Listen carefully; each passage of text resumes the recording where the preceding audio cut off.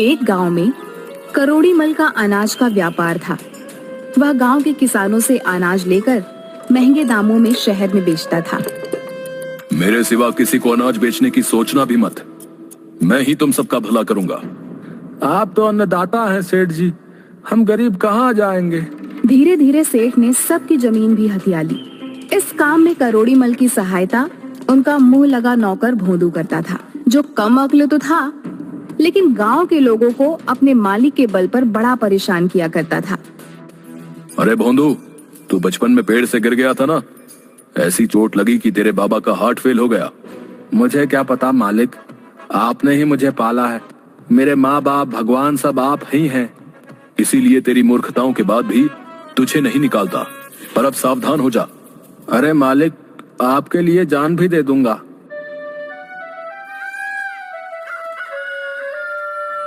एक दिन करोड़ी मल भोंदू के साथ सामान लेने शहर गया।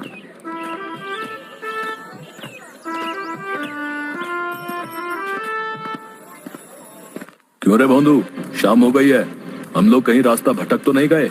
ये सड़क कहाँ जाती है? सड़क कहीं नहीं जाती। सेठ जी, आपको क्या हो गया है? सड़क पर चढ़कर लोग इधर उधर जाते हैं। तो बैल का बैल ही रहेगा।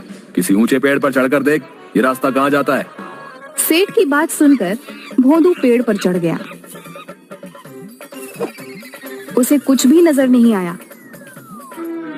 वह जोर जोर से रोने लगा। अब क्या हुआ? चुपचाप पीछे उतर जा, हम जल्दी ही शहर पहुंच जाएंगे। अरे मालिक, मुझे पेड़ से उतरना नहीं आता। मुझे बचा लो वरना मैं मर जाऊंगा मालिक। हे भगवान, अंधेरा गहराता जा रहा है। तू जल्दी से नीचे आ वरना डाकू आ जाएंगे और हमारा सारा सामान लूटा जाएगा। अरे सेठ जी, डाकुओं को आ जाने दीजिए, तो वही मुझे उतार पाएंगे। आप अपने सामान के लिए क्या मेरी जान की बाजी लगा देंगे? गोलू की बातें सुनकर करोड़ी मल सर पकड़कर बैठ गए। कुछ देर बाद सचमुच वहां से डाकू गुजरे।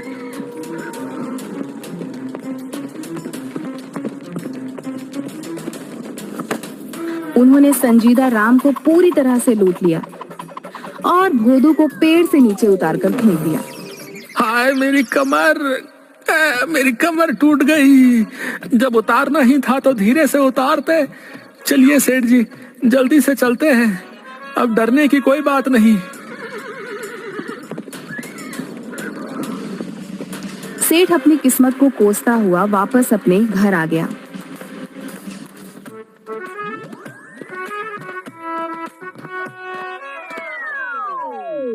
आज के बाद जब मैं सामान खरीदने जाऊंगा तो तू मेरे साथ नहीं जाएगा। रात को सेठ के बेटे को बाथरूम जाना था। अरे ओ भोंदू, जरा सुरेश को संडास तो ले जा। अरे क्या करना है उसे? उसे लघु शंका करनी है। ना, मुझे विश्वास नहीं। अगर उसने कुछ और भी कर दिया तो मेरी जिम्मेदारी नहीं। आज्ञा से ज्यादा या कम कुछ नहीं करने दूंगा। हाँ। हे भगवान, तू रहने ही दे, मैं ही ले जाऊंगा। कुछ दिनों बाद सेठ वापस शहर सामान खरीदने के लिए गए तो सेठ की दुकान पर एक साधु आया। मुझे भूख लगी है, मुझे भोजन कराओ, भगवान तुम्हारा भला करेगा। वाह वाह वाह, बड़ा आया भोजन करने वाला। मांग तो ऐसे रहा है जैसे तेरी अम्मा यहाँ खाना बना कर रखती है। चल भाग यहाँ से। भगवान के भक्तों के साथ ऐसा व्यवहार अच्छा नहीं है। तुझे इसका फल मिलेगा। अरे जा जा, फल मिलेगा, फल मिलेगा, फल मिलेगा तो खा लूंगा। तू अपना काम कर। भोंदू इसी तरह का व्यवहार सबके साथ करता था और सेठ का मुंह लगा नौकर होने के कारण वह पूरा फायदा उठाता था। एक दिन करोड़ी मल अपनी जमीनों की लिखा पढ़ी कर रहे थे कि उनका चश्मा गंदा हो गया। उन्होंने भोंदू को बुलाया। अरे ओ भोंदू, जरा ये मेरा चश्मा तो साफ कर दे, कुछ भी नजर नहीं आ रहा है। अभी लो मालिक, ऐसा चमका दूंगा कि मुझ पर नाज करोगे।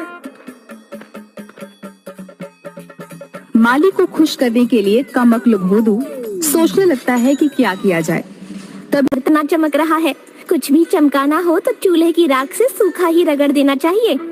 अरे बस इतनी सी बात है, आज मालिक से इनाम लेके रहूंगा। वह चूल्हे की राख से रगड़ रगड़ कर चश्मा साफ कर देता है, जिसके कारण चश्मे के शीशों पर खरोच पड़ जाती है। अरे कमबख्त, ये क्या कर दिया मेरे चश्मे का तूने? इसी समय तू यहाँ से निकल जा। हे भगवान, अब मैं हिसाब किताब कैसे करूं? सेठ जी गुस्से में आकर भोदू को नौकरी से निकाल देता है। बहुत जगह नौकरी ढूंढता है, लेकिन उसकी नौकरी कहीं भी नहीं लगती। उसके व्यवहार के कारण और कम बुद्धि के कारण कोई भी उसे रखना नहीं चाहता। नौकरी तो मिलने से रही, मेरे लिए यही अच्छा है कि मैं अपना काम करूं। आज से मैं जंगल में जाकर लकड़ियां काट लूंगा। ना कोई मालिक है, ना नौकर, ना कोई डांटना फटकार। आराम से जीवन बिता लूंगा। जिंदगी में कभी भी मेहनत से काम ना करने के कारण वह किसी तरह पेड़ पर तो चढ़ गया, लेकिन कुल्हाड़ी से लकड़ियां काटने में उसकी जान निकलने लगी। लेकिन वह थोड़ी बहुत लकड़ियां काट कर ले आया और उन्हें बेचकर एक दिन का खाना बना लिया। अगले दिन वह फिर लकड़ियां काटने चला। मुझसे ज्यादा लकड़ियां तो काटी नहीं जाती हैं। ऐसा करता हूँ, पेड़ की सबसे मोटी डाल पर बैठ जाता हूँ, उसी को काट दूंगा। भले ही एक टहनी काटूं, कम से कम ज्यादा लकड़ी तो मिलेगी। वह जिस डाल पर बैठा है उसी डाल को काटने लगता है।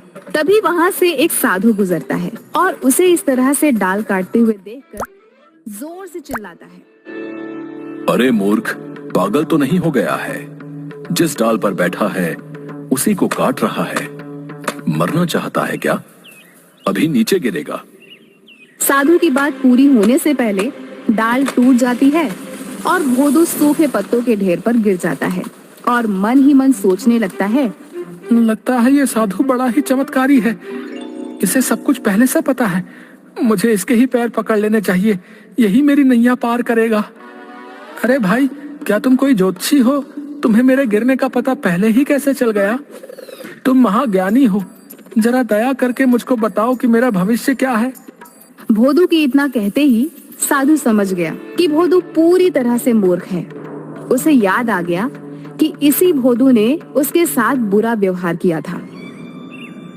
वाह प्रभु, आपने इसको सबक सिखाने के लिए मुझे अवसर दे दिया। बिल्कुल सही समझे। मुझे वर्तमान भविष्य सभी का ज्ञान है बच्चा।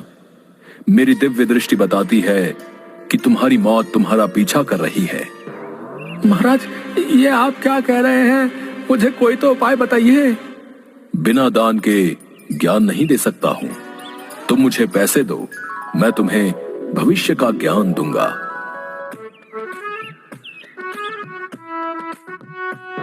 जेबों में उसे एक आने के सिवा कुछ भी नहीं मिलता। साधु महाराज, मेरे पास सिर्फ यही एक आना है। कृपया इसे स्वीकार करें और मुझे बताएं कि मैं कैसे मौत से अपनी रक्षा कर सकता हूँ। साधु ने मन ही मन हंसते हुए उसके एक आने को अपने जेब में रखा और बोला, ये काला धागा अपने पैर में बांध लो।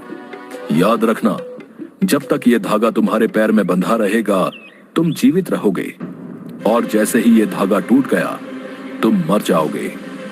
धर्मराज हाथ पकड़कर ले जाएंगे।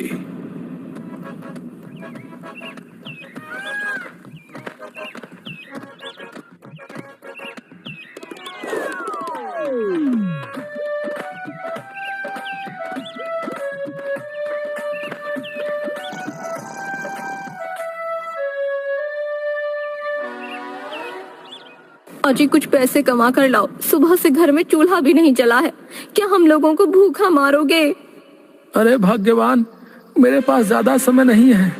मैं बिस्तर से उठा और मेरे पैर का धागा टूटा तो तू विधवा हो जाएगी। क्या बकवास कर रहे हो? धागा टूटने से भला कोई मरता भी है? अरे आज मैं एक ऐसे महाराज से मिला था जिसे भूत भविष्य सबका पता था। उन्होंने कह दिया तो ये होना निश्चित है। भोदू की पत्नी जानती थी कि भोदू के दिमाग में जो आ गया उसको हटाना नामुमकिन है। मजबूरी में वह खुद ही काम करने सेठ करोड़ीमल के घर गई।